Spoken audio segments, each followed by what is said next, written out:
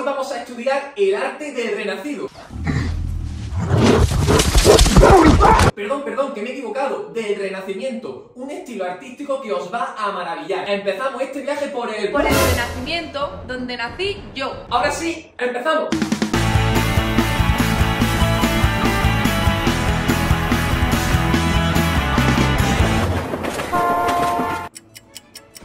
Me habéis pillado contemplando la famosa escultura del David de Miguel Ángel. Ya sabéis que es una escultura del Renacimiento, una etapa que se desarrolló en la Edad Moderna. Este nuevo estilo surgió en Italia, de la mano del pensamiento humanista.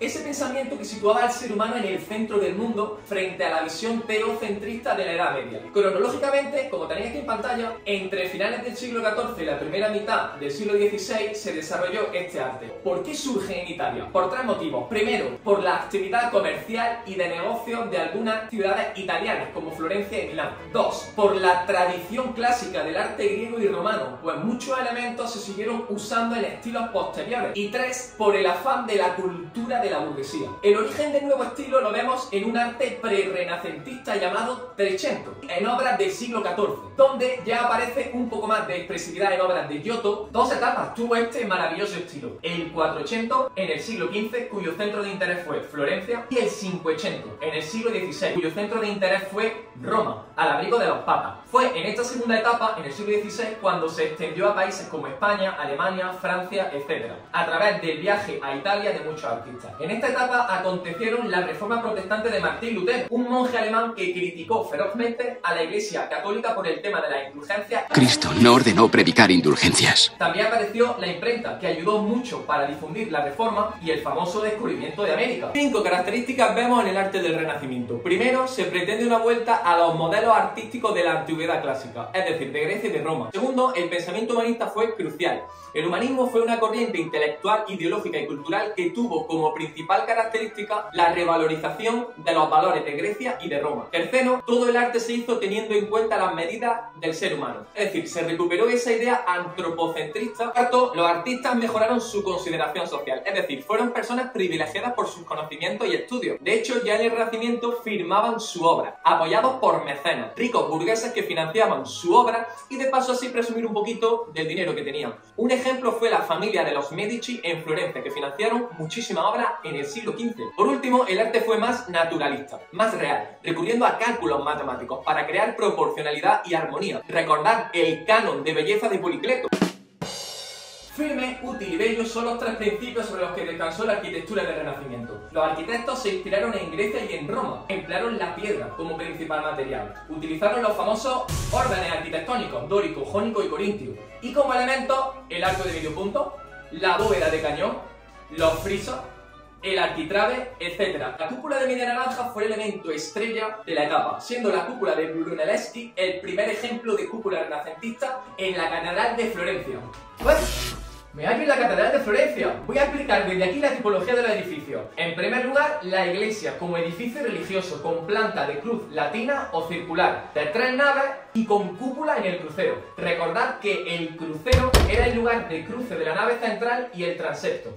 La segunda tipología son los palacios, como edificio civil con varios pisos y puertas rematadas con ventanas, siendo poco importante la fachada principal. Destacó la técnica del almohadillado, donde vemos que se rehunden los filos de la piedra sobresaliendo su parte central. Y en tercer lugar tenemos otros edificios, que fueron las villas ubicadas cerca de la ciudad, hospitales, arcos del triunfo, bibliotecas, etc. Un ejemplo de villa fue la Villa Capra, conocida como la Rotonda de Andrea Palladio, destacando 4 fachadas, siguiendo los puntos cardinales, a las que se accede por una escalinata. Vemos 6 columnas jónicas, el frontón rematado por acróteras, una cúpula en este edificio de planta centralizada, etc. En el 400 destacaron Filippo Brunelleschi, el primero que tenéis en pantalla, de izquierda a derecha, que inició el Renacimiento con la cúpula de la Catedral de Florencia y la famosa iglesia de San Lorenzo, también en Florencia.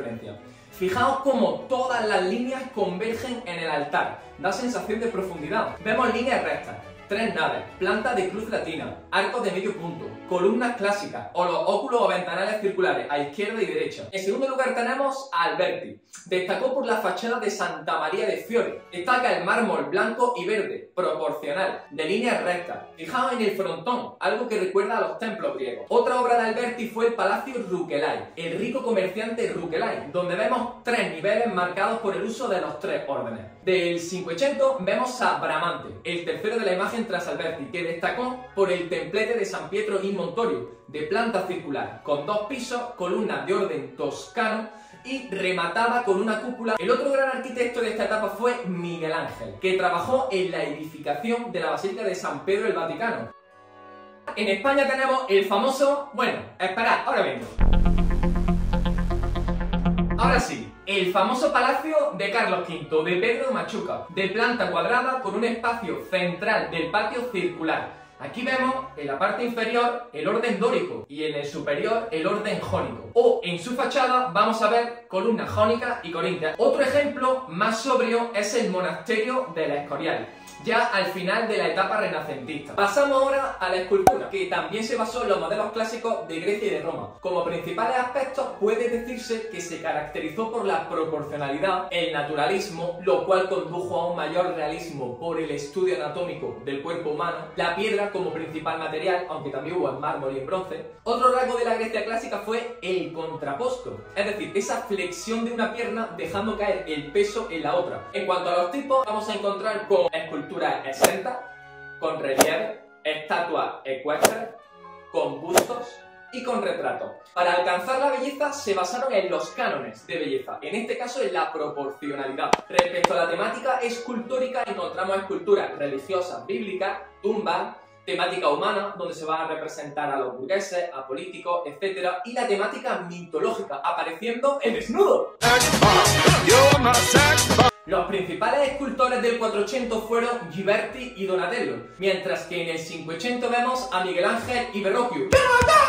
Aquí podemos ver un ejemplo de temática bíblica con la representación del famoso David, tanto de Donatello como de Miguel Ángel, derrotando a Goliat. Expresividad, contraposto, movimiento, etc. los vemos en esta obra. El desnudo del David de Donatello fue el primer desnudo desde la antigüedad. Sin duda, la escultura de Miguel Ángel asombra mucho por la tensión contenida en su rostro. Una expresión con una fuerza increíble y una mirada de ira que vemos en este David o en el Moisés. A esto se le llamó terribilidad, esa mirada terrible, en la representación de las venas en el David. Otra obra famosa de Miguel Ángel, hallada en el Vaticano, es La Piedad, que dibuja una composición piramidal. Una obra singular es el conjunto de relieves en bronce de Ghiberti, las famosas puertas del paraíso, que decoran el baptisterio de la Catedral de Florencia. Se trata de 10 paneles totalmente dorados, con paisajes y elementos arquitectónicos que narran escenas de Adán y Eva, Abel y Caín, Moisés, etc. Como escultura ecuestre destacan las que tenéis aquí de Donatello y de Verrocchio. En España la temática destacó por su religiosidad. Vamos a mencionar el sarcófago de los Reyes Católicos o los conjuntos del escultor Juan de Juni, como este de Llanto sobre Cristo muerto.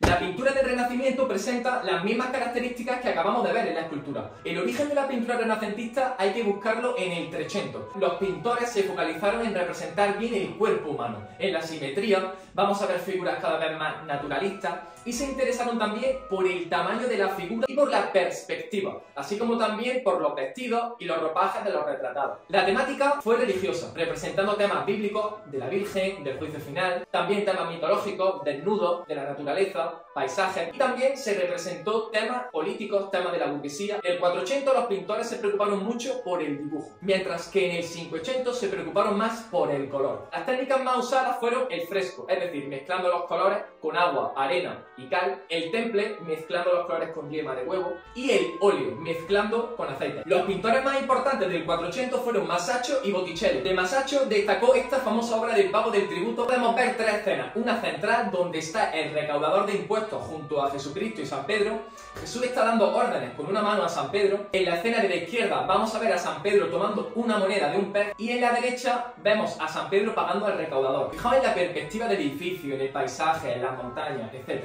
En cuanto a Botticelli, esta obra del nacimiento de Venus es muy famosa porque presenta un desnudo de carácter mitológico. Se decía que Venus había nacido de los genitales de Urano. Podemos ver muy bien la precisión del dibujo, la característica antropocéntrica del nuevo arte renacentista. Fijaos también el contraposto de Venus. Del 500 tenemos que hablar de tres pintores. Leonardo da Vinci, su principal aportación fue la técnica del esfumato, algo que podemos ver en los rostros de la obra de La Última Cena, unos rostros con forma de humo. Esto también lo podemos ver en la Gioconda. Otro pintor fue Rafael, cuya obra notoria fue La Escuela de Atenas, tema filosófico, donde podemos ver elementos de la arquitectura clásica, figuras bien dibujadas, y un cuadro protagonizado por dos filósofos, Platón y Aristóteles, todo en consonancia con el humanismo. El último gran pintor fue Miguel Ángel, que pintó los frescos de la Capilla Sixtina, en Roma, en el Vaticano, representando pasajes bíblicos. En España, el tema de La Última Cena lo vemos en pintores como Juan de Juanes.